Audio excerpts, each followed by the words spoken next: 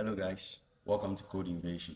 In this video, we'll learn how the unshift method in JavaScript works.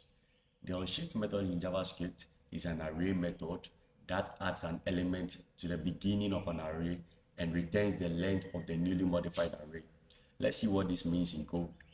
Suppose we have an array of names which we have on our screen, and if we want to add the name Prince to our array, we can simply do this by using the unshift method. So we'll simply call the unshift method on our names array by typing in names.unshift, and then we'll pass in the value we want to add to the beginning of our array, in this case the name Prince. Now we can quickly log our names array to the console by typing in console.log, and we'll pass in the names array. To see the effect the unshift method has on our names array, we would have to run our code in the terminal using node.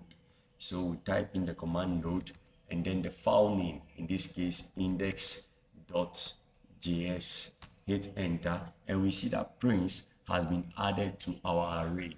Our array was previously John, Doe, Frank, and Kate, but using the unshift method on our names array, we now have Prince, John, Doe, Frank, and Kate. Now, a very important thing to notice is that we can pass in multiple values using the unshift method, and we say we wanted to add another name, Carlos.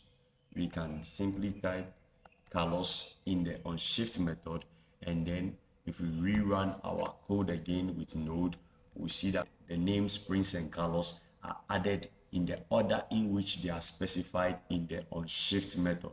So we run our file again with node index.js in our terminal, and then we'll hit enter. We see that Prince and Carlos has been added to our names array in the order in which they have been specified. Also, recall that the unshift retains the length of the newly modified array. So we can store this in a variable called array length. So we'll simply create our variable const array length, which is equal to names.unshift. Now we'll log our array length variable to the console by typing in console.log. Then we'll pass in our array length. Let's rerun our file again with node in the terminal to see the result.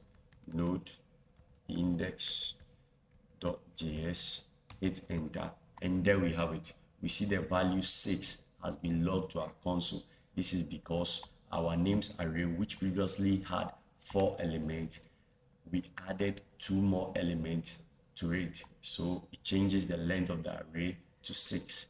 And there you have it, guys. If you enjoyed this video, hit the like button, subscribe to the channel, and I'll see you in the next one.